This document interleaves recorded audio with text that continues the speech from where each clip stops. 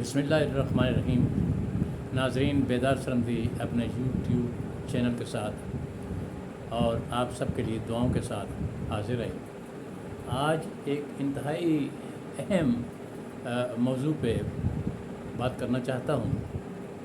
میر نے کہا تھا، لے سانس بھی آہستہ کہ نازک ہے بہت کام، آفاق کی اس کارگاہ شیشہ گری کا۔ تو ہماری سیاسی صورتحال، ہماری عدالتوں میں چلنے والے معاملات، ہمارے سیاسی جلسوں میں چلنے والے معاملات ایک انتہائی نازک موڑ پہ آ چکے ہیں، اور ایک ایسے دنوں میں یہ سب کچھ ہو رہا ہے جب ہماری قوم سیلاب جیسے ایک جسے کہتے ہیں کہ انتہائی تباہ کن امتحان سے دوچار ہے۔ اگرچہ پانی اب کم ہونا شروع ہو گیا ہے، پانی اب اترنا ہے، اور پانی کو تو اترنا ہی ہوتا ہے۔ وہ جو امجد نے کہا تھا، دل کے دریا کو کسی روز اتر جانا ہے، تو دریا نے تو اترنا ہی ہوتا ہے، لیکن وہاں بہت سارے مسائل اس پانی کے اترنے کے بعد شروع ہونے ہیں۔ وہ آباد کاری کا عمل، وہ لوگوں کی صحت کا وہ جو بحالی ہے، اور وہ جو گرے ہوئے گھر ہیں، اور وہ جو بہہ جانے والے ان گنت مویشی ہیں،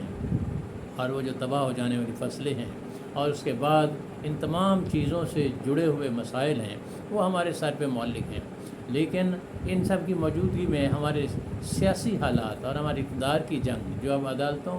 میں بھی لڑی جا رہی ہے، وہ انتہائی نازک موڑ پہ آ چکی ہے۔ ان دنوں عمران خان غالباً کل گوجرانوالا میں اپنے یہ تازہ جلسوں کے سلسلے کا آخری جلسہ کرنے جا رہے ہیں۔ اس میں وہ کیا کہتے ہیں اللہ ہی بہتر جانتا ہے، لیکن اس سے پہلے وہ جو کچھ کہہ چکے ہیں اس کے نتیجے میں مختلف عدالتوں میں کیس چل رہے ہیں، ان کے خلاف بہت سارے خود ان کے بقول بہت سارے پرچے کاٹے جا چکے ہیں۔ ان میں جو نازک ترین کیسز ہیں، وہ معاملہ جو ایک تقریر سے دو کیسز بنے ہیں، جس میں ایک دہشت گردی کا کیس ہے اور ایک توہین عدالت کا کیس ہے۔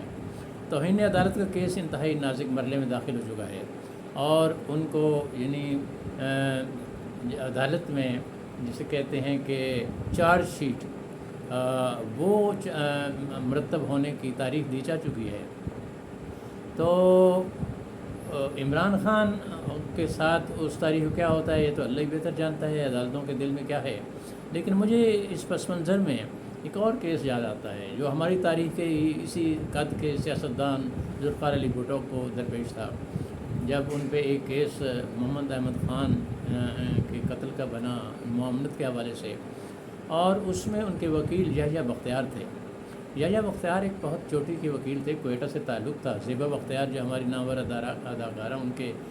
والد محترم تھے، ہمارے ایک بڑے نامور گلوکار جو بعد میں انڈیا میں جا کے بس گئے، سمیع خان، اور ان سے پیدا ہونے والے یعنی بیٹا ان کا احسان، یہ سب ایک رشتے جو اپنی جگہ پہ بڑی اہمیت رکھتے ہیں۔ تو یحییٰ بختیار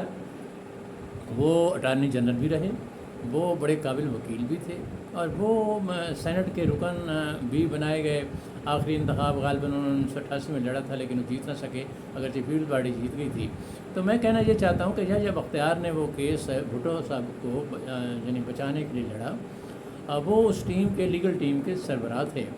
تو اس وقت یہ کہا گیا تھا، یا سچی بات یہ ہے کہ اس وقت یہی کہا گیا تھا کہ وہ بھٹو صاحب کو یعنی جسے کہتے ہیں نا کہ سینہ تان کے کھڑے ہو جاؤ، یا یہ ہے کہ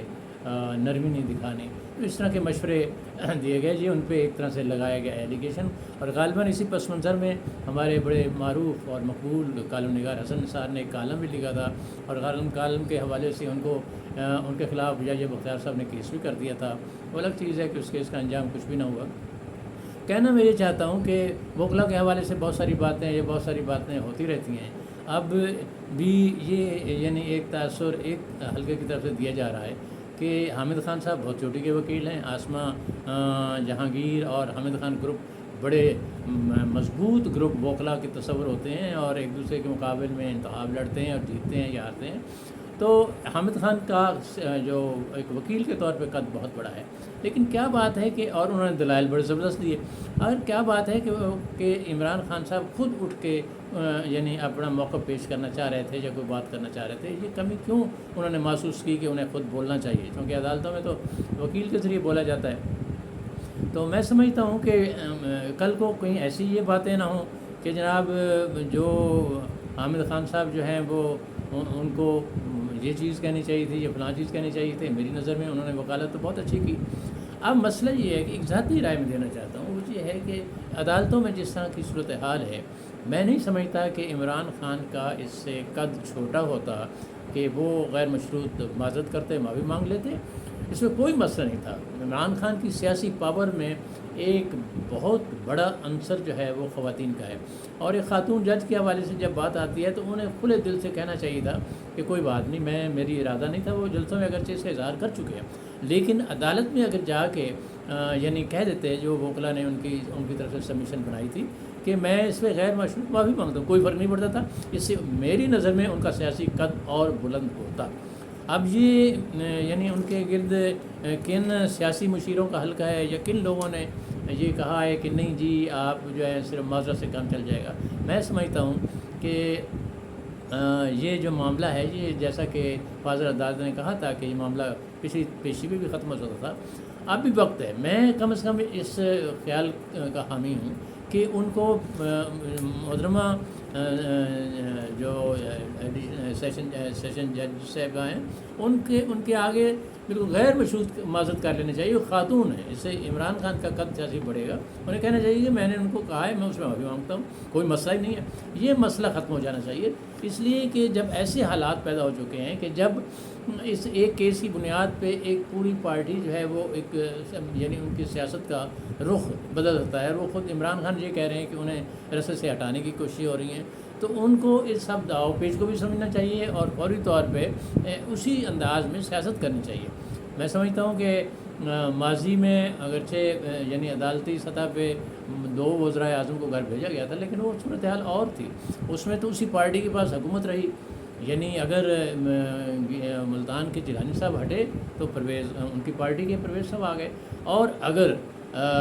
مسلم لیگ نون کی سربراہ جناب نواز شریف صاحب ہٹے تو انہی کی پارٹی کے جو ہے نا وہ وزیر اعظم بنا دیے گئے۔ تو یہ مسئلہ اور ہے، اس میں تو ایک صورتحال یہ ہوتی ہے کہ پارٹی اس وقت عمران خان کے گرد گھوم رہی ہے، اور اگر ان کو یہ اس چیز کا احساس ہے، ہمیں سوچنا چاہیے کہ اگرچہ وہ میں پہلے بھی کہہ چکا ہوں کہ نواز شریف صاحب اگر باہر بیٹھ کے پارٹی کی صدارت سے معروم ہونے کے باوجود پارٹی کو کنٹرول کرتے ہیں، تو عمران خان صاحب بھی فرض کیا کل کو اس کی سربراہی سے یعنی ہٹائے جاتے ہیں یا ان پہ کوئی پابندی لگتی ہے یا عدالت کا کوئی فیصلہ آتا ہے، تو پھر بھی پارٹی ان کے کنٹرول میں ہی رہے گی، اور اس سے میں نہیں سمجھتا کہ تحریک انصاف کی سیاسی قوت کم ہوگی۔ یہ میں سمجھتا ہوں کہ تمام حلقوں کو اس بارے میں سوچنا بھی چاہیے۔ ہم پہلے ہی بہت سیاسی سطح پہ بھی اور قومی سطح پہ بھی ٹکڑوں میں بڑھ چکے ہیں، کمزور ہو چکے ہیں، اور ملک کے ارد گرد دشمن جو ہیں وہ طاق میں بیٹھے ہوئے ہیں۔ تو کیا ایسی صورتحال میں کوئی ایسے رستے پہ جانا چاہیے کہ جس سے قوم مزید کمزور ہو، انتشار ہو، بدامنی ہو، عدم استحکام ہو، اور معیشت جو ہے وہ اور نیچے چلی جائے؟ تو یہ سب کو سوچنا چاہیے، اور عمران خان صاحب کو بھی اس مسئلے پہ غور کرنا چاہیے، کیونکہ کل کو ایسا نہ ہو کہ جیسے یحییٰ بختیار صاحب کی تمام تر اچھی وکالت کے باوجود لوگوں نے انگلیاں اٹھائیں اور بات کی، اور یہ جب نواز شریف صاحب کا وہ کیس یعنی یحییٰ بختیار صاحب لڑ رہے تھے تو حسن نثار صاحب نے صرف اتنا کہا تھا کہ انہیں اس طرح کا کیس نہیں لڑنا چاہیے جیسے انہوں نے بھٹو صاحب کا کیس لڑا تھا، تو انہوں نے کیس کر دیا، تو وہ اگرچہ کیس کا انجام کچھ بھی نہ ہوا۔ تو اب ہو سکتا ہے کہ تحریک انصاف کی لیگل ٹیم کے بارے میں کوئی باتیں کی جائیں کہ جی یہ ہونا چاہیے تھا، وہ ہونا چاہیے تھا۔ اس کا بنیادی میں سمجھتا ہوں کہ حل یہ ہے کہ اس وقت عمران خان صاحب کو اسے قطعاً انا کا مسئلہ نہیں بنانا چاہیے، بلکہ کھلے دل کے ساتھ یعنی بلکہ نام لے کے محترمہ زیبا جج صاحبہ کا انہوں کو کہنا چاہیے کہ میں ان سے معذرت خواہ ہوں اور میں عدالت سے بھی غیر مشروط معافی مانگتا ہوں، اور یہ معاملہ تاکہ ختم ہو اور ان کے لیے سیاسی جو میدان ہے وہ کھلا رہے۔ اگرچہ وہ جو کہتے ہیں نا کہ ہونا تو وہی تھا جو مقدر میں لکھا تھا، لیکن وہ میرے خواب